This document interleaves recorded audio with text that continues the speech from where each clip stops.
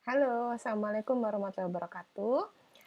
Pada pertemuan perkuliahan metode pengukuran kepribadian pada hari ini, saya akan menjelaskan atau kita akan belajar mengenai tes wartek ya, bukan tes warteg tapi tes wartek ya. Sebelumnya Anda sudah mendapatkan satu lembar tes wartek dari saya dan itu nanti akan kita gunakan dalam perkuliahan ini. Baik, sebelumnya mohon disiapkan terlebih dahulu, kita akan mencoba mengerjakannya. Mohon disiapkan terlebih dahulu lembar tes wartek yang sudah Anda cetak, kemudian pensil ya, penghapus ya, dan Anda harus duduk di tempat yang nyaman, yang ada mejanya, dan aman dari gangguan. Dalam artian tidak ada gangguan-gangguan yang akan lewat atau Anda berada di satu ruang tertutup yang tidak terganggu oleh lalu lalang orang lain. Nah, dalam video ini saya akan menjelaskan atau saya akan menginstruksikan tes wartek ini dan Anda boleh mengerjakannya sesuai dengan waktu Anda. Jadi silahkan Anda pause ya, silahkan Anda pause jika memang Anda belum selesai mengerjakan ya. Jadi kita punya waktu yang sendiri-sendiri untuk mengerjakan tesnya walaupun secara keseluruhan waktu pengerjaannya maksimal adalah 20 menit ya. Baik, sekarang silakan disiapkan lembar kertas yang sudah lembar tes wartek ya yang sudah saya kirimkan, yang sudah Anda cetak, pensil, penghapus ya, itu saja yang Anda perlukan dan Anda harus duduk di atas meja, duduk di depan meja kayu yang rata begitu ya. Oke, saya akan masuk ke instruksinya ya. Di hadapan Anda sudah terdapat satu lembar kertas ya, di dalamnya terdapat 8 buah kotak. Ya, di dalamnya terdapat 8 buah kotak. Tugas Anda adalah menggambar di dalam setiap kotak yang ada, ya. Saya ulangi, tugas Anda adalah menggambar di dalam setiap kotak yang ada. Anda bebas menggambar apa saja pada kotak-kotak tersebut. Tapi di dalam kotak-kotak tersebut sudah terdapat gambar-gambar atau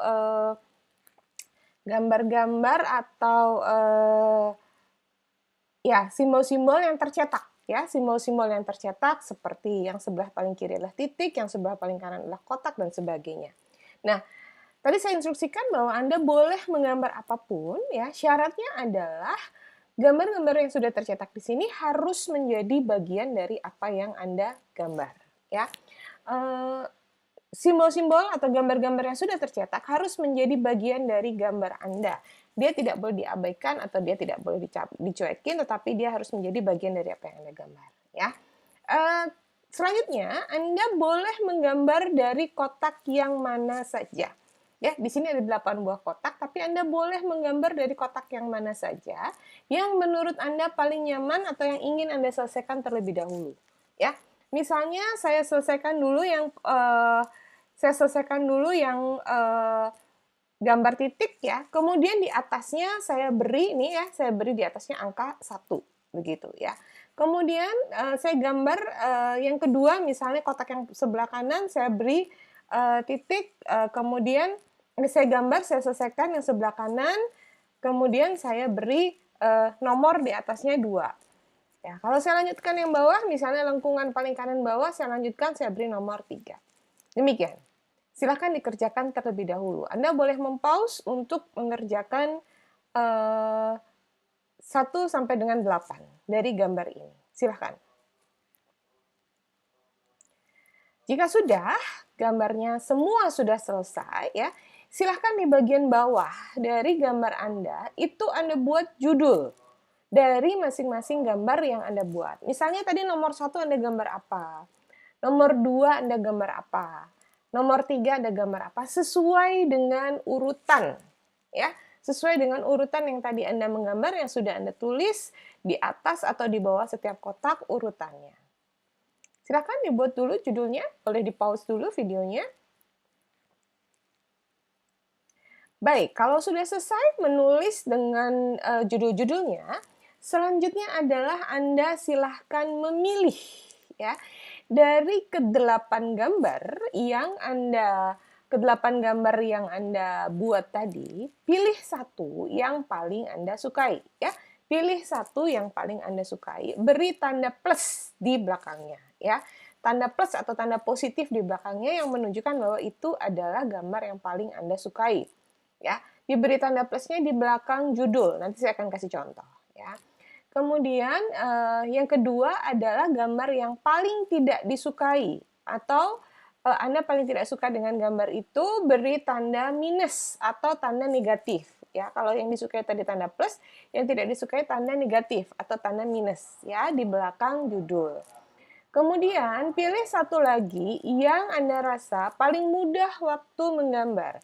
Beri tanda M ya, mudah. Jadi di belakang judul beri tanda M dan pilih satu lagi yang paling sulit, beri tanda S atau sulit ya. Ini adalah contohnya. Misalnya saya paling suka gambar saya nomor 1, maka di belakang gambar nomor 1, di belakang judul gambar nomor 1 saya beri tanda plus seperti itu. Kemudian saya paling tidak suka gambar saya nomor 6, maka di sebelah belakang saya tulis minus ya, atau negatif gitu di nomor 6. Kemudian gambar yang menurut saya paling mudah adalah gambar nomor 8 waktu saya menyelesaikan. Jadi di gambar nomor 8 saya beri tanda M dan di gambar nomor 4 ya, itu yang paling saya sukai saya beri tanda S. Demikian. Silahkan Anda kerjakan dulu, videonya boleh di-pause dulu, selesaikan dulu tugas Anda. Waktu mengerjakannya maksimal adalah 20 menit. Ya. Silahkan Anda selesaikan. Nah, jika Anda sudah selesai, ya, sebenarnya kita akan boleh disingkirkan dulu gambarnya. Jangan lupa nanti gambarnya di-upload ya, gambarnya di-upload di Google Classroom Anda masing-masing yang kemarin sudah saya berikan tempat dari lembar warteknya ya. Nanti silakan di-upload di Google Classroom masing-masing. Nah, sebenarnya sejarah dari tes wartek ini adalah dikembangkan oleh Kruger dan Sander ya. Jadi tes ini awalnya dikembangkan oleh Kruger dan Sander sekitar tahun 1930-an di University of Leipzig, Jerman ya. Mereka berdua mengeluarkan satu artikel dengan judulnya Gestaltung und Charakter ya. Gestaltung itu keseluruhan, komprehensif, kesatuan ya, Gestalt ya. Anda mesti buka lagi atau mesti mengingat-ingat lagi psikologi Gestalt ya. Didasarkan pada psikologi Gestalt, di mana teori ini mengatakan bahwa objek dari pengalaman ditambah subjek, pengalaman subjek ya. Objek dari pengalaman ditambah pengalaman subjek itu membentuk suatu struktur kepribadian tertentu ya. Nah, tipe kepribadian kalau menurut Gestalt itu ada 3 ya. Ada tipe kepribadian analytical yaitu A-type, itu yang rasional, volisional, jadi orang-orang yang lebih mengedepankan pemikiran ya, rasional, itu adalah A-type. Sementara analitis itu lebih A-type, dan synthesizing itu S-type. S-type itu lebih vital, lebih emosional, lebih banyak dipengaruhi oleh perasaan, itu A-type. Atau yang kedua ya, analyzing, synthesizing, yaitu AS-type atau integrated type. Jadi Gestalt membagi orang itu ya, membagi kepribadian manusia itu menjadi 2 tipe. Apakah dia tipe yang analytical, apakah dia tipe yang synthesizing. Ya, jadi gambar-gambar dalam Gestalt ini, dalam wartek ini nanti menunjukkan kira-kira lebih kepada orang-orang yang analitis atau orang-orang yang lebih dipengaruhi oleh rasio atau lebih dipengaruhi oleh perasaan. Ya. Nah, teknik yang diciptakan adalah teknik fantasi test. Jadi Anda dihadapkan pada satu materi drawing completion test ya. Kalau kemarin ketika Anda mengerjakan tes DAM, BAUM, dan HTP, Anda hanya dihadapkan pada satu lembar kertas kosong ya, di mana stimulusnya hanyalah lembaran kertas kosong. Anda dibebaskan untuk berekspresi masing-masing ya. Jadi terserah apakah Anda mau menggambarnya portrait, apakah mau menggambarnya landscape, apakah mau menggambar perempuan, apakah mau menggambar laki-laki, ya, apakah mau meletakkan pohon di kiri, di kanan, dan sebagainya. Itu betul-betul tidak ada aturan yang baku atau tidak ada stimulus pendahulu ya. Sementara untuk tes wartek ini disebut sebagai drawing completion ya. Jadi tadi saya sebutkan bahwa Anda boleh menggambar apa saja ya. Wah, asik tuh, boleh menggambar apa saja. Tapi syaratnya adalah gambar-gambar yang sudah tercetak dalam kertas itu harus menjadi bagian dari apa yang Anda gambar, ya.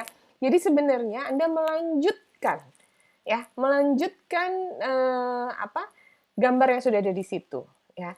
Nah, jadi subjek atau Anda dihadapkan pada materi drawing completion test yang menghasilkan sifat struktural khas dari subjek, ya. Jadi gambar-gambar atau ya simbol-simbol yang sudah tercetak di situ itu merupakan stimulus yang kemudian bisa mengeluarkan atau bisa memproyeksikan struktur khas dari diri Anda, ya. Nah, setelah Kruger dan Sander tadi membuat artikel itu, kemudian Ehrik Wartek melanjutkan, ya, tes ini, penelitian ini secara kualitatif yang disebut sebagai Wartek Zeisen Test, ya, atau WZT, ya. Ini makanya kenapa di sini saya tulisnya adalah WZT, ya, WZT. Kenapa? Karena sebenarnya WZT itu adalah singkatan dari Wartek Zeisen Test, ya, secara kualitatif dibuat di Jerman, ya. Kemudian disempurnakan oleh GM Kinget secara kuantitatif. Nah, ini adalah bukunya Kinget, ya, bukunya Kinget yang sudah dalam bahasa Indonesia. Judulnya Wartek Melengkapi Gambar. Anda bisa mencari di toko buku yang ada di sekitar Anda, ya, di Gramedia atau yang ada di sekitar Anda. Tapi ini masih ada kok bukunya, ya. Buku ini sangat lengkap dan sangat detail. Kalau Anda mau mempelajari lebih dalam, buku ini sudah sangat lengkap, sangat detail. Ada kualitatif, ada kuantitatifnya, ya. Walaupun di perkuliahan ini saya tidak akan membahas sedetil itu karena pembahasannya nanti akan lebih detail pada Anda saat Anda profesi sebenarnya, ya. Tapi kalau Anda mau belajar sendiri, Anda baca sendiri, silahkan. Anda bisa baca bukunya Kinget ini, ya. Ini punya saya, ini punya fakultas, ya, masih ada tagnya, ya. Ini punya fakultas saya sendiri, punya saya hilang karena dipinjam mahasiswa entah kemana tiba-tiba hilang, ya. Jadi saya belum sempat untuk cari lagi. Ini ada kok, masih ada di toko buku, ya. Nah, tujuan dari tes ini apa sih, begitu, ya? Tujuannya adalah yang pertama mengeksplorasi struktur kepribadian dari fungsi dasar yang menentukan tingkah laku manusia, yaitu emosi, imajinasi, dinamisme, kontrol, dan reality function. Yang kedua adalah untuk melihat sejauh mana masalah-masalah yang ada meluas dalam diri. Jadi yang pertama adalah mapping, ya, mengeksplorasi kepribadian. Yang kedua adalah mapping masalah. Dan yang ketiga adalah menemukan indikasi abnormalitas dari fungsi-fungsi kepribadian individu. Nah, ini adalah tugas atau ini adalah hal-hal yang dinilai oleh tes kepribadian Wartek, ya, tes Wartek. Ini adalah hal-hal yang dinilai atau tujuan dari pemberian tes kepribadian Wartek adalah hal-hal ini, ya. Nah, secara umum, ya, tesnya terdiri dari 8 kotak yang dengan gambar yang sudah tercetak, ya. Anda sudah lihat semua. Nah, gambar yang sudah tercetak mengandung elemen grafis yang berfungsi sebagai tema-tema formal yang harus dikembangkan sendiri menurut cara subjek. Ini tadi kenapa disebut sebagai drawing completion test, ya. Jadi sebenarnya tes ini adalah completion, ya. Jadi sudah ada dasarnya, Anda tinggal melanjutkan, ya. Nah, tugas subjek adalah melanjutkan gambar yang sudah tercetak menjadi sebuah gambar baru yang punya arti, yang kemudian mereveal, menunjukkan sebenarnya pola kepribadian dari subjek, begitu. Administrasinya harus ada ruang dengan meja dan kursi, ya, yang memungkinkan testi berada pada situasi yang bebas, tenang, dan tidak tertekan jiwanya. Jika bisa, ya, ruangannya bebas dari gambar-gambar yang dapat mengacaukan pikiran dan mempengaruhi pemilihan objek yang akan digambar. Jadi kalau ruangnya seperti ruang kelas kita di fakultas, itu tuh sebenarnya bebas dari gambar-gambar yang mengganggu. Tapi kalau misalnya Anda ada di TK gitu, ya, di TK tuh temboknya aja udah ada gambar-gambarnya, terus ada berbagai macam hasil karya, itu bisa mempengaruhi, itu bisa mengganggu. Jadi sebaiknya tes ini dilakukan di ruangan yang khusus, ruangan yang bebas dari pemilihan bebas dari objek-objek yang bisa mempengaruhi subjek ya. Kemudian yang dibutuhkan 1 lembar tes praktek, pensil H atau HB, penghapus, dan waktu mengerjakan adalah 5-15 menit sebenarnya ya. 20 menit itu dengan persiapan dan sebagainya, silahkan dikerjakan selama waktu tersebut. Nah, instruksinya tadi juga sudah saya sampaikan, di hadapan saudara telah terdapat 1 lembar kertas yang di dalamnya terdapat 8 buah kotak. Tugas saudara adalah menggambar dalam setiap kotak. Saudara bebas menggambar apapun di dalam kotak tersebut, namun gambar-gambar yang sudah tercetak harus menjadi bagian dari apa yang saudara gambar. Ia harus dipakai dalam gambar saudara, ya. Saudara boleh memulai dari kotak yang mana saja, tetapi berikan nomor pada setiap saudara selesai menggambar sesuai urutan. Ya, tadi nomornya ditaruh di atas ya. Nomornya diletakkan di atas, tapi kita bebas untuk memulai atau menggunakan gambar yang mana saja. Ya. Silakan memulai. Oke. Nah, setelah sebagian selesai menggambar, ya, kalau tadi Anda pause ya, videonya kan Anda pause kalau tadi ya. Pada bagian yang kosong ini, tadi di bawah ini, berilah keterangan gambar atau judul tentang apa yang Anda gambar, misalnya nomor 1, itu tadi gambar apa, misalnya gambar jam gitu dan selanjutnya. Nomor 2-nya gambar apa dan selanjutnya. Jadi ini jadi jangan langsung diinstruksikan sekaligus ya, orang bingung. Jadi selesaikan dulu gambarnya, kalau kita lihat audiens atau kita lihat individu yang kita tes sudah mulai selesai, baru kemudian kita minta dia untuk melakukan atau membuat judul ya dari apa yang dia gambar.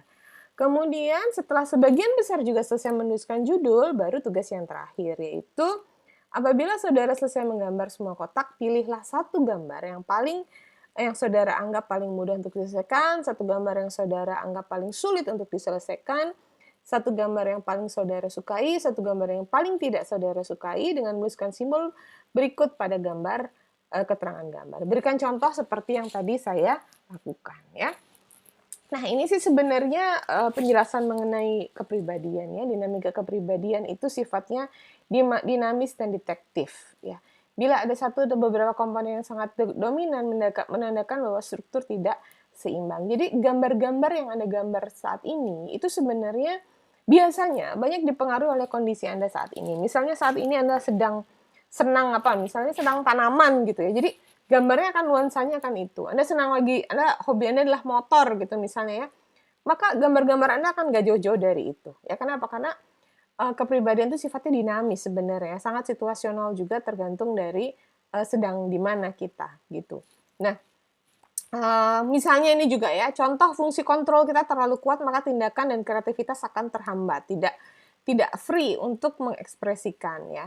Imajinasi berlebihan ya, terlalu ngayal sehingga konteks realitas dan fungsi akan terganggu. Nah, ini nanti kita lihat contoh-contoh atau kepribadian. Nah, ini sebenarnya skema kepribadiannya ada macam-macam, nanti Anda bisa baca, kalau ini nggak perlu saya jelasin satu-satu. Nah, yang perlu dilihat adalah bagaimana reaksi terhadap stimulus. Ya. Ketika diberikan stimulus, ada 3 reaksi yang biasanya dilakukan oleh seseorang. Yang pertama adalah indifference. Indifference adalah stimulusnya diabaikan atau tidak jadi digambar. Jadi salah satu tugas atau salah satu instruksi dari tes ini adalah gambar-gambar yang sudah tercetak harus menjadi bagian dari apa yang Anda gambar, begitu ya. Tapi ada juga loh orang-orang yang sifatnya indifference ya. Indifference artinya dia mengabaikan apa yang diminta ya, dia tidak ingin untuk mengikuti instruksi. Itu namanya indifference. Kemudian adaptation ya. Adaptation adalah kalau orang yang sangat bisa untuk mengadaptasi atau menyesuaikan. Stimulus dipersepsikan tidak hanya pada dimensi fisik, tetapi juga simboliknya. Ya, jadi tidak hanya gambar yang tersurat, tetapi bisa melihat apa yang tersurat. Itu orang dengan adaptation yang bagus. Dan emphasis. Emphasis-nya juga kita lihat kualitas stimulus yang dipertajam secara berlebihan. Dari ke-8 ini mana sih stimulus yang kita paling banyak atau si orang ini paling banyak memberikan perhatian. Itu bisa kita lihat juga. Jadi kita bisa menilai reaksi dari stimulusnya. Nah, dasar-dasar interpretasinya ya, kalau tadi kita sudah selesai dengan teknisnya ya, teknis untuk mengerjakannya, yang perlu kita lakukan setelah itu adalah dasar-dasar interpretasi ya.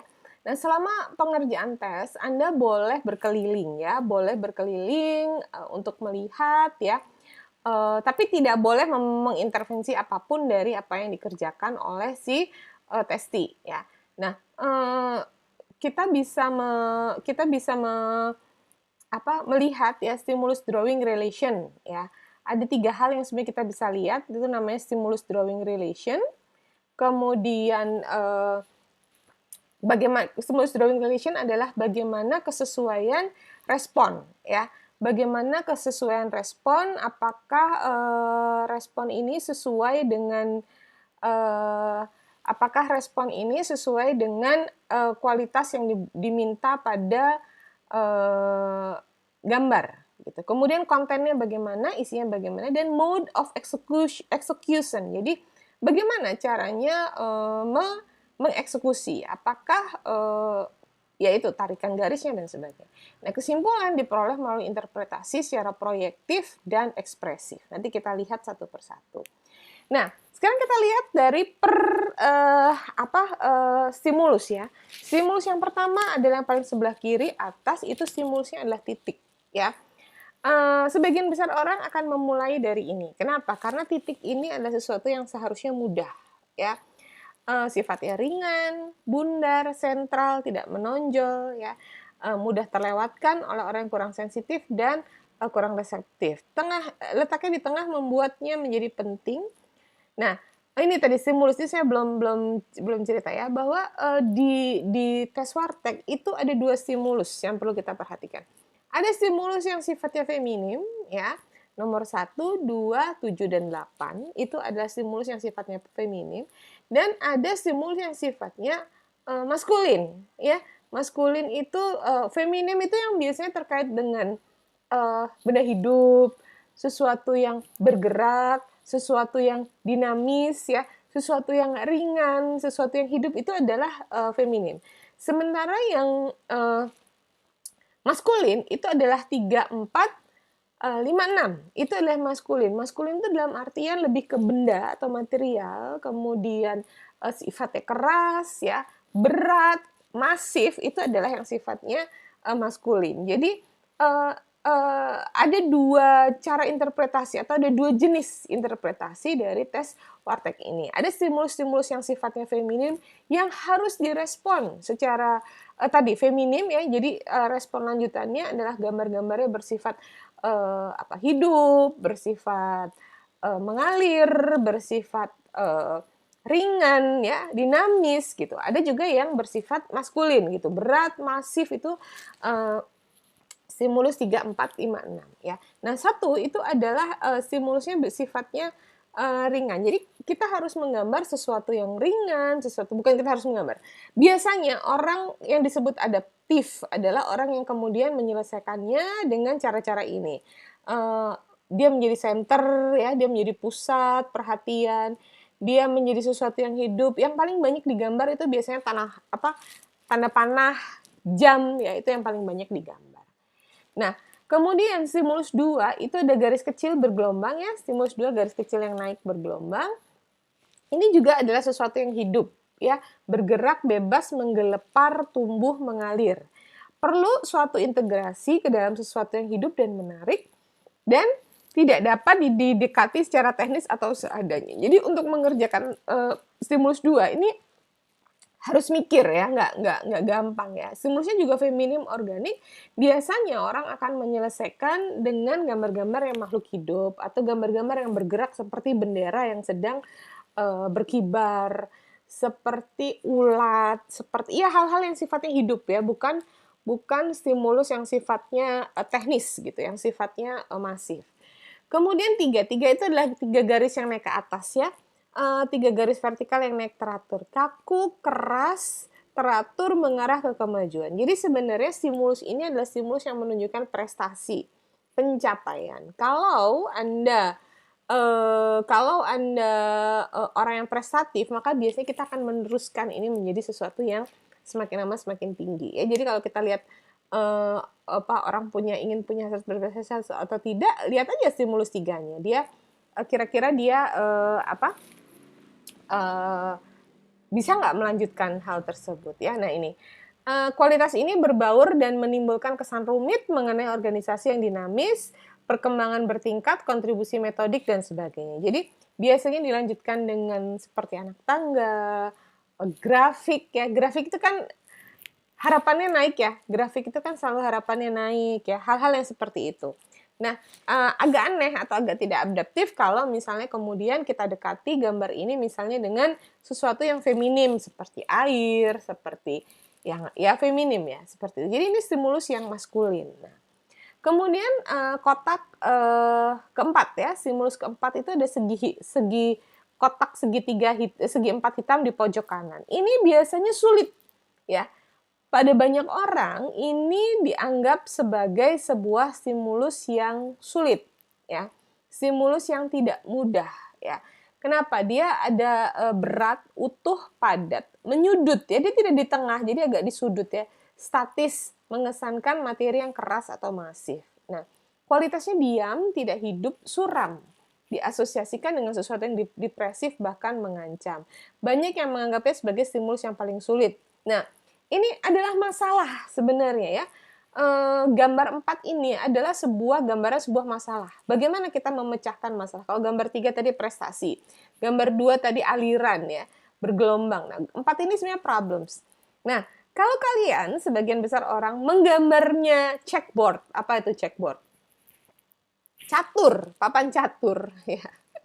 Ini baru selesai Dewa Kipas ya, Dewa Kipas sama GM Irina Sukandar. Itu kalau Anda menggambarnya papan catur, itu biasanya menunjukkan bahwa Anda itu masalah Anda ulang-ulang gitu. Jadi senang menduplikasi masalah gitu.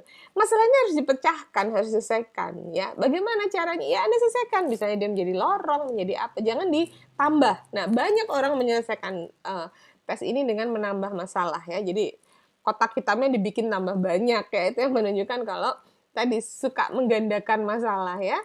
Nah, stimulus 5 adalah 2 garis miring ya, gambarnya 2 garis miring yang berhadapan, dia menunjukkan konflik ya, dinamika ya, gagasan atau terobosan atau breakthrough. Nah, ini konflik dinamika. Nah, orang yang menggambar dengan baik, dia akan membuat terobosan. Ini sebenarnya inginnya adalah terobosan ya, terobosan atau breakthrough.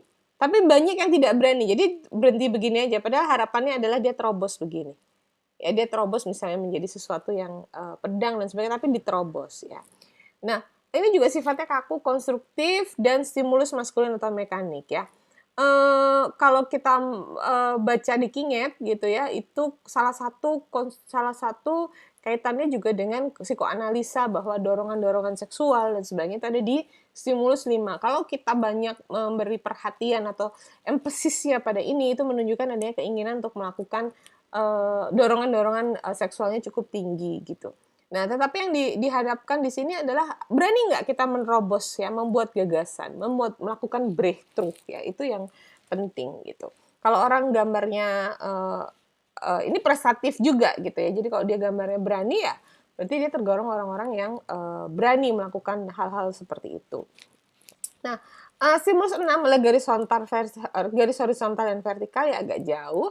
Nah, maknanya adalah dia apa adanya, kaku, sederhana, tidak menarik, tidak memancing inspirasi. Jarang yang menggunakan tes ini menggunakan stimulus ini di stimulus pertama.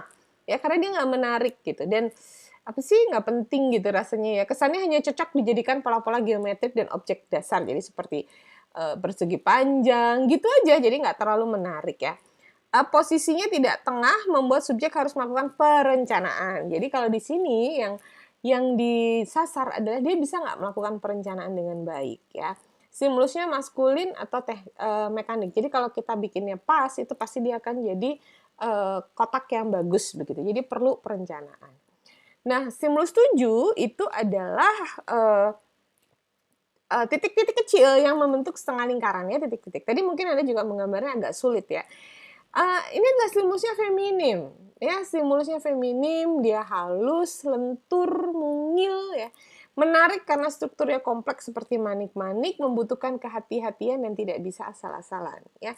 Jadi, karena ini sifatnya adalah feminim organik, jangan dibuat menjadi masif, jangan dibuat menjadi maskulin ya. Kita garis ya, kita hubungkan garisnya sehingga dia menjadi satu garis. Nah, itu hal yang sifatnya feminim, kemudian kita kita buat maskulin gitu. Jadi tidak adaptif responnya gitu. Nah, orang-orang yang peka akan menyelesaikan gambar ini dengan hal yang sifatnya tadi halus, lentur ya, feminim, organik. Nah, itu stimulus 7.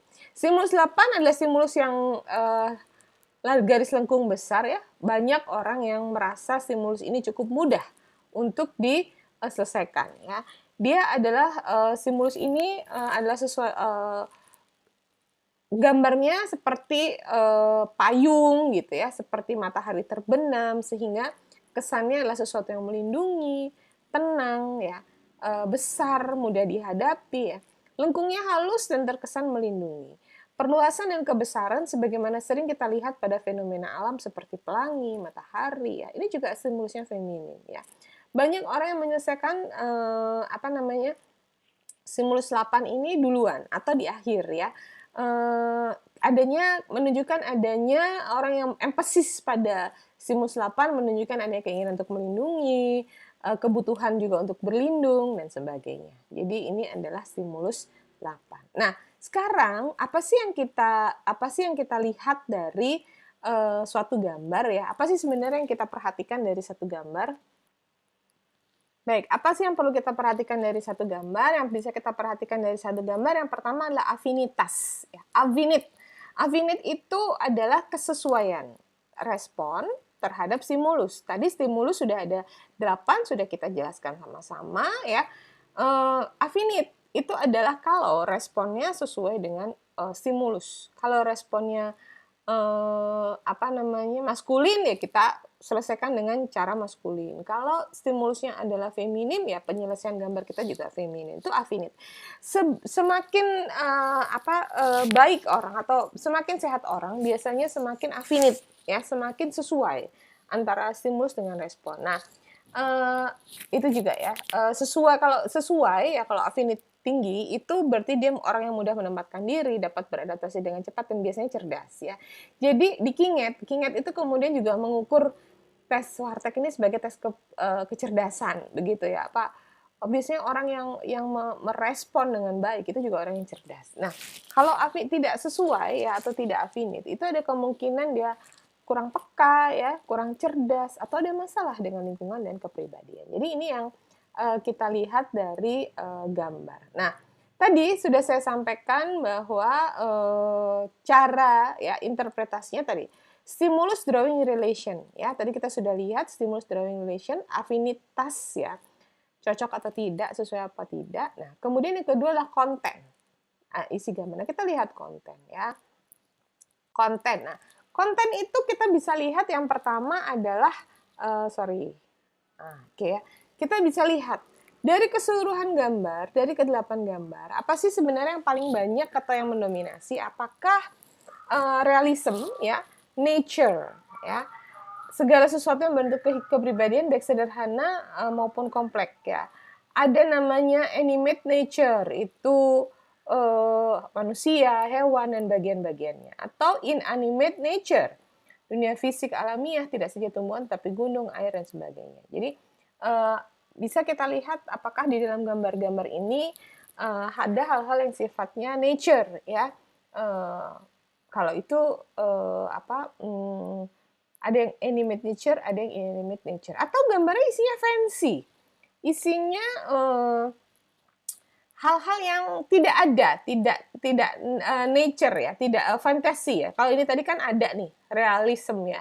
Yang ini adalah fantasi ya, yang nggak ada. Misalnya karakter fiksi ya. Kemudian hal-hal yang sifatnya fantasi, fantasem ya, suram, kejam, mengerikan, topeng ya. Nanti kan saya kasih lihat satu contoh gambar gitu. Kemudian suram, mengerikan ya. Simbolis, grafik, konsep, ideologi, simbol, icon itu konten ya. Kita bisa lihat seberapa banyak gambar-gambarnya, gambar-gambar realism, gambar fantasi ya.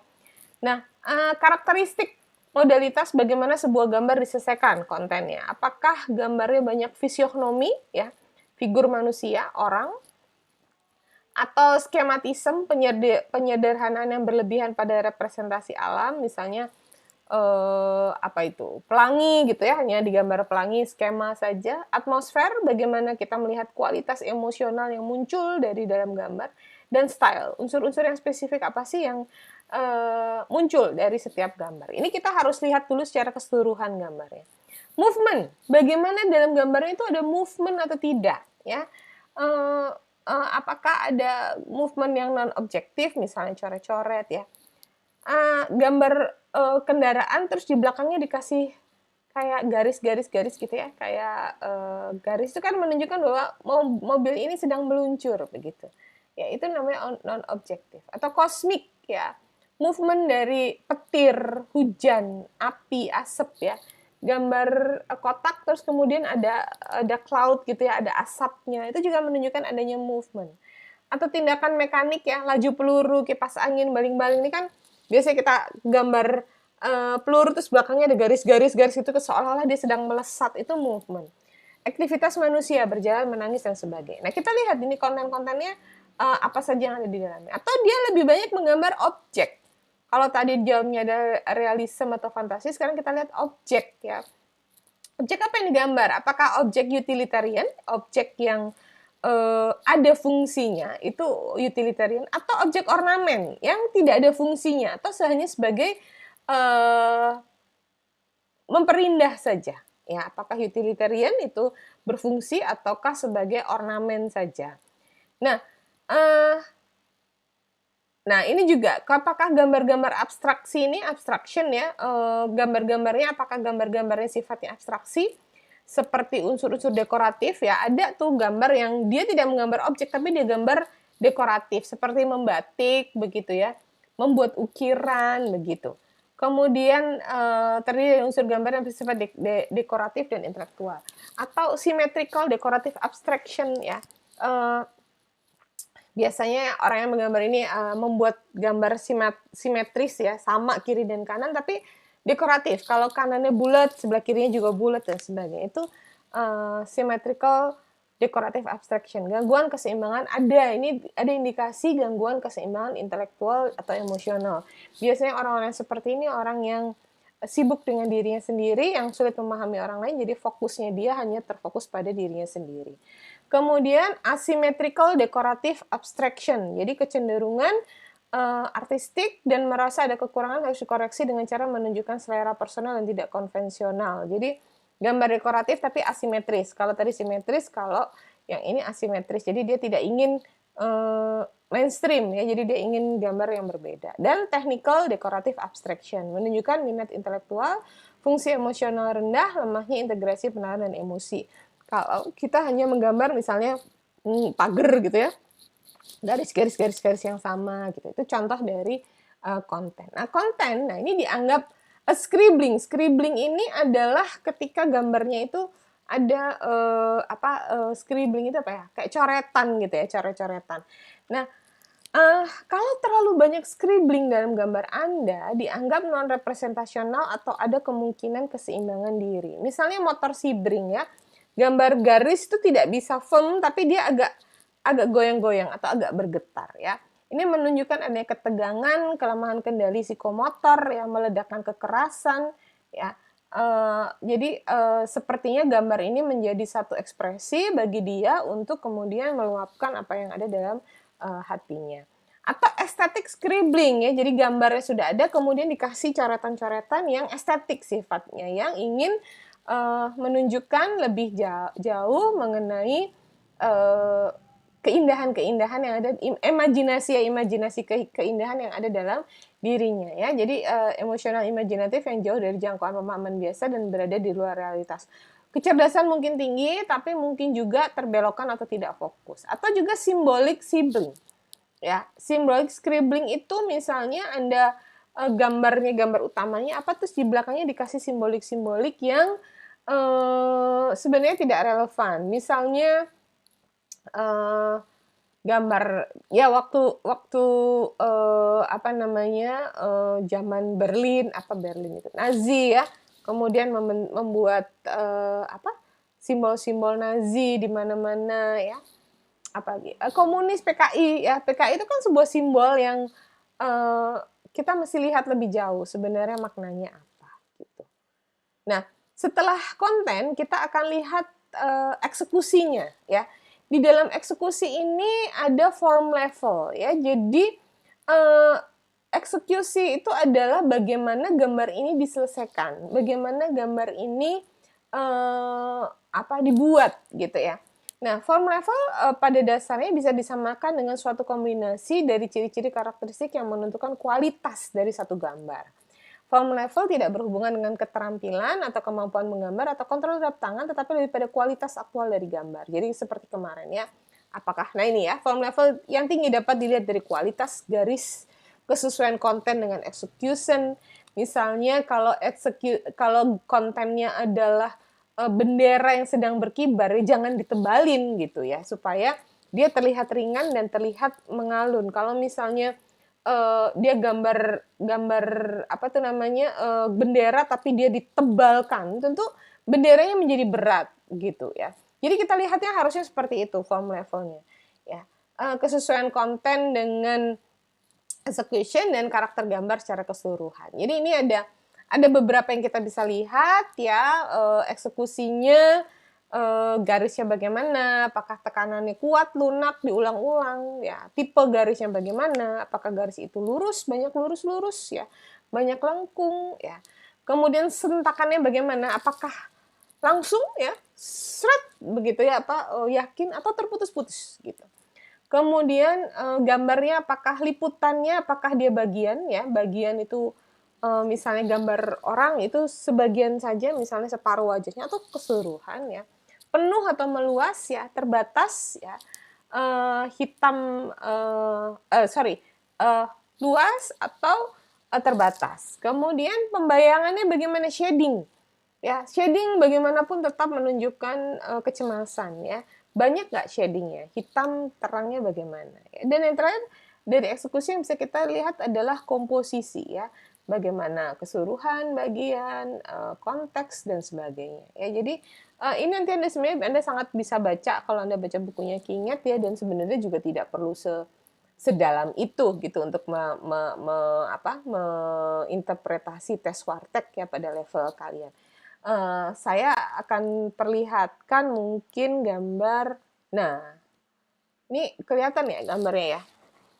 Atau gambarnya tidak terlalu terlihat ya? Mungkin Anda bisa lihat di sini gambarnya. Sebentar.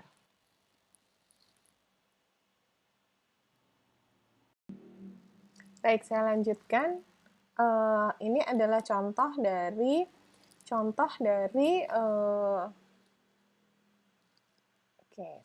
Ini adalah contoh dari satu gambar ya. Kita bisa lihat di sini bahwa gambarnya secara umum bagaimana? Apakah tadi animate nature, apakah dia inanimate nature? Apa yang bisa kita lihat dari gambar ini? Sebenarnya kalau dari gambar ini yang satu hal yang bisa kita lihat secara keseluruhan adalah adanya agresivitas ya, adanya kemuraman, adanya kekerasan ya dalam gambar-gambar ini. Kita lihat gambar yang pertama misalnya, gambar yang pertama itu menunjukkan orang seperti robot gitu ya, tetapi dia juga tidak tampak depan ya, inaffinite, jadi tidak affinite gitu. Yang kedua dia gambar kelima hiu ya. Kenapa dia harus gambar hiu? Ikan itu banyak, tapi kenapa dia gambar hiu? Hiu itu adalah ikan yang buas ya. Ini kelihatan sekali.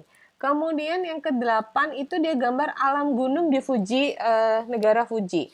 Jadi kalau tadi saya sampaikan bahwa gambar ketiga itu sifatnya sebenarnya adalah capaian ya. Tapi kalau kita gambar ke atas kemudian turun lagi, berarti memang orang yang tidak terlalu fokus kepada capaian ya. Tidak terlalu fokus. Kenapa? Karena capaiannya jadi turun, tidak naik gitu. Nah, kita lihat di gambar keempat juga menarik ya. Gambar keempat itu ada sesuatu yang sifatnya masif, sifatnya konstruktif ya, sifatnya maskulin. Dia selesaikan dengan menggambar orang. Ya, orang dengan mata kotak dan seringai ya. Seringai itu bukan senyum, seringai itu bukan senang, seringai itu adalah sesuatu yang seram ya, sesuatu yang ya menyeringai, itu selalu yang ada sesuatu gitu di belakangnya. Ini kita bisa merasakan sekali adanya unhappiness dalam gambar ini, adanya aggressiveness, adanya dorongan-dorongan kemarahan dari dalam diri, ya. Inaffinite, tidak nyambung dari apa yang diminta. Kemudian kita lihat sekali itu nomor 6, sorry ya, 2 dia tulisnya, tapi stimulus kelima yang bawah, pedang, ya. Dia gambar kedua, jadi gambar pertama ada alien dengan badan manusia, yang kedua dia gambar pedang. Pedang itu adalah sebuah senjata tajam, ya, senjata tajam, tapi kita lihat juga sebenarnya di situ tidak ada breakthrough. Kalau tadi saya bilang harusnya nembus ya, garis bawah dengan garis yang nyamping itu tidak nembus juga. Jadi menunjukkan bahwa memang ada kemarahan, ada anger, tapi dia juga tidak berani melakukan apa-apa. Ya, dia lebih menyimpannya di dalam diri, ada kemarahan-kemarahan di dalam diri yang ada dia simpan begitu. Kemudian nomor 6 ini adalah harusnya sesuatu yang sifatnya maskulin, ya, kotak, geometris. Tapi lihat, dia gambar sebagai tangan orang, kepalan tangan. Ya, kalau kepalan tangan ini sesuatu yang sifatnya masif, sesuatu yang sifatnya kotak ya. Kemudian digambar sebagai kepala. Jadi ini dia sebenarnya menunjukkan bahwa kepalan tangan yang keras ya, sekeras benda-benda yang masif. Ya, jadi ini bisa kita secara umum bisa kita lihat seperti itu. Kemudian 7 itu adalah sebenarnya titik-titik ya, titik-titik yang halus tetapi kemudian diselesaikannya dengan di garis ya, menjadi tidak halus lagi ya, walaupun masih lumayan lah gitu, masih ada kepekaan dia menggambar kaos kaki, dia bukan menggambar sesuatu yang masif, tetapi ini juga tidak affinite ya, tidak sesuai. Yang terakhir itu adalah dinosaurus ya. Dia menggambar dinosaurus. Dinosaurus juga bukan binatang yang ramah ya, bukan binatang yang jinak. Dinosaurus adalah binatang yang kita tahu juga binatang yang agresif, yang keras, yang adanya ada di zaman dulu, yang mungkin lebih fantasi daripada real. Ya. Jadi kita tinggal kalau kita S1 ya, tinggal secara keseluruhan aja kita lihat gambar ini sebenarnya seperti apa. Ya. Kalau kita tujuannya adalah mencari orang yang prestatif, tentu ini gambar bukan orang yang berprestatif. Kalau kita tujuannya adalah apakah orang ini sehat secara mental atau tidak, kita bisa jelaskan bahwa tidak sehat secara mental. Jadi ini ada masalah-masalah dengan orang ini yang perlu kita tindak lanjuti. Ya, kelihatan ya gambarnya. Coba Anda bandingkan dengan gambar ini, gambar yang kedua. Ya, lihat gambar yang kedua. Ya, gambar yang kedua ini mulai dari gambar pertama, gambar dorayaki itu ya. Gambar apa tuh? Yang pertama itu saya. Ya. Bukan nih gambar 5 Doraemon dengan alat ajaibnya. Jadi gambar kartun tadi ya, inanimate nature ya, gambar kartun fancy ya, gambarnya Doraemon. Doraemon tuh kenapa dia gambar Doraemon? Doraemon adalah sesuatu yang tokoh kartun yang punya apa saja, yang bisa memberikan apa saja, yang selalu menolong Nobita. Secara keseluruhannya kita bisa bilang, oh ini orang yang sangat concern kepada orang lain ya. Gambar-gambar lainnya lihat, kaya ya. Bukan berarti gambarnya penuh, tetapi kaya ya. Emosinya baik ya. Emosinya baik. Kalau kita lihat di gambar kedua, air ya. Dia gambar air, itu dia gambarnya adalah nomor 7, hewan laut di pinggir pantai. Jadi dia gambar mengalir ya, gambar alun itu gelombang itu dibuat sebagai gelombang. Jadi ada ikan, ada ubur-ubur ya, ada bintang laut ya. Sangat affinite ya. Kemudian yang ketiga tadi ini prestatif ya. Ketiga itu prestatif. Gambar ketiga ada gambar yang naik tangga yang naik terus itu prestatif. Sayangnya, itu dia juga gambar ada piala di situ. Sangat jelas bahwa orientasinya adalah orientasi prestatif. Kemudian nomor 2, dia selesaikan terlebih dahulu ya. Gambar kotak stimulus 4 itu dia selesaikan kedua. Padahal ini gambar yang sulit ya. Dia selesaikan kedua dalam arti dia orang yang berani memecahkan masalah. Dan penyelesaiannya affinite. Kamera tuh nggak ada yang lembut, namanya kamera tuh masih kotak ya. Dia selesaikan secara baik. Kemudian gambar ke stimulus kelima, dia gambar dengan center ya. Nah, itu tadi saya bilang, adanya movement. Senternya kalau begitu kan kelihatan terang ya, bahwa senternya bersinar di malam hari. Dia gambar ada bulan sabit di situ. Ya, ini menunjukkan emosi yang kaya, peka ya terhadap orang lain. Kemudian gambar ke-6, dia gambar televisi ya, televisi zaman dulu. Walaupun televisi itu sifatnya masif, tapi lihat di sini dia tetap gambar orang ya. Jadi kesannya ada kesan hidup ya, ada kesan makhluk hidup ya. Ini orang kalau tadi analyzing sama synthesizing, ini orang synthesizing sekali, orang yang sangat ada pada emosi ya, sangat dipengaruhi pada emosi. Kemudian gambar stimulus 7 ya, gambarnya dia di gambar nomor 8, kalung. ya. Dan kalungnya tidak dijadikan satu tetap dalam bentuk titik-titik. Dalam artian dia menjadi satu rangkaian kalung, ya. Ini menunjukkan orang yang peka, orang yang paham, ya, membuat apa ini, perhiasan dari manik-manik, ya. Ini menunjukkan orang yang paham pada orang lain, orang yang melakukan diferensiasi pada orang lain, orang yang punya empati pada orang lain. Dan yang terakhir gambar 8 sudah jelas, gambar 8 itu gambar payung, ya. Payung untuk melindungi dari hujan gitu. Ada anaknya juga di situ. Nah, dari kedua gambar ini Anda bisa menentukan mana yang afinit, ya, mana yang tepat, mana orang yang sehat, mana yang tidak, hal-hal apa yang perlu kita perhatikan lebih dalam, tapi sangat tergantung pada tujuan dari pemeriksaannya, begitu ya. Nah, aspek yang harus diperhatikan terakhir, bahwa orang sangat mungkin belajar, ya tadi, Mbak, kalau kita sudah tahu gambar seperti ini, kita bisa belajar dong? Bisa, Anda bisa belajar. Ya, tapi tadi ada 3 ya, ada kontennya sendiri, ya, ada execution-nya, dan ada stimulus drawing relation, ada konten, dan ada execution. Itu yang harus diinterpretasi secara bersama-sama, ya. Tadi lihat di sini gambarnya, kalau kita lihat di sini gambarnya betul-betul agresif gitu. Sementara yang di sini gambarnya penuh manusia dan sebagainya, ya. Jadi kita bisa generalisasikan secara umum, ya. Efek belajar dan latihan terhadap gambar jelas pasti ada. Faktor pendidikan subjek, ya. Untuk bisa menggambar satu gambar itu dia perlu stimulus. Once dia tidak pernah dihadapkan pada stimulus-stimulus yang cukup adekuat, tentu dia juga tidak bisa menggambar dengan cukup baik, ya. Orang yang banyak dipaparkan pada pengetahuan, pada ya pengetahuan, wawasan, itu kan membuat dia menjadi lebih baik daripada yang tidak terpapar, ya.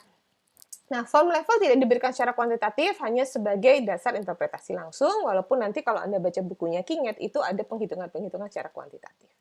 Baik, saya rasa itu penjelasan saya mengenai tes Wartek, ya. Kita bisa diskusi lebih jauh kalau nanti kita ada pertemuan yang sifatnya offline. Saya harap apa yang saya sampaikan cukup jelas, begitu ya. Anda bisa baca lebih jauh pada buku Kingetnya untuk bisa lebih dalam. Terima kasih atas perhatiannya. Mohon maaf kalau misalnya ini ini daftar pustakanya, ya. Ada buku Anastasi, buku Kinget yang paling banyak digunakan, dan juga ada bukunya Pak Hanawijaya yang Anda kemarin juga sudah fotokopi, ya. Baik, mungkin itu dari saya. Terima kasih, sampai ketemu lagi. Wassalamualaikum warahmatullahi wabarakatuh.